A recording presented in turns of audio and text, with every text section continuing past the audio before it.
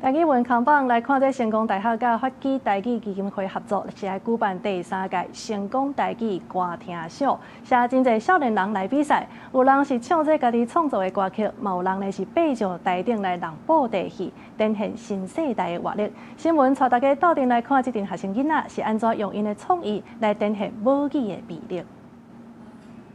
台頂參賽者大家攏展現自信，有人感情豐富來唱家己的歌，嘛有人摕台語經典和流行歌曲展現唱歌的功夫，甚至搬布袋戲講台語笑話攏無問題。這是成功大學文學院和發起台語基金會辦第3屆成功台語歌聽秀的活動，成南北二路的學生超過60支隊伍報名，落尾20組入決賽，活動分做口語和唱歌2組，多元的表演形式拍破傳統，展現新世代的台語魅力。阮來甲這個活動展示，不過其實阮嘛會當對這個活動內底學到真儕物件。我咧摕麥克的時陣，我有淡薄手咧喘，但不過我感覺講就是愛家己的心情穩定，用上平常的心態來去面對這個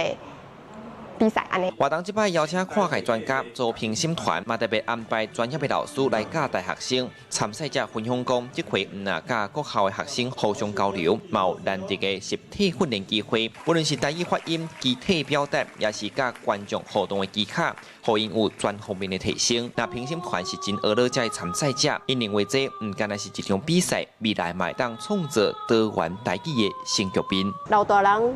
因已經算差不多攏會曉講啊，袂曉講的，就是即賣少年人會曉講的，就支持因，互因會當後擺因後一代會當安尼一直起來。蔡美輝老師雖然是國文系老師，伊嘛推這個台語，不只是文學院的學生，其他學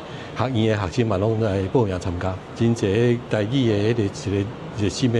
人士甲團體嘛，對這個活動愈來愈重視，學校嘛對這個活動嘛真支持。主辦單位強調，要挽救台語，一定愛對少年輩定根，希望讓大家知影台語真實行，不是濟歲人才會去注意的。唔忙透過活潑在地舞台，通聲更較濟台語家庭和無共世代來鬥老結，鼓勵出少年人對母語的認同，嘛互珍貴的母語通世代傳傳。記者蔡台南採訪報道。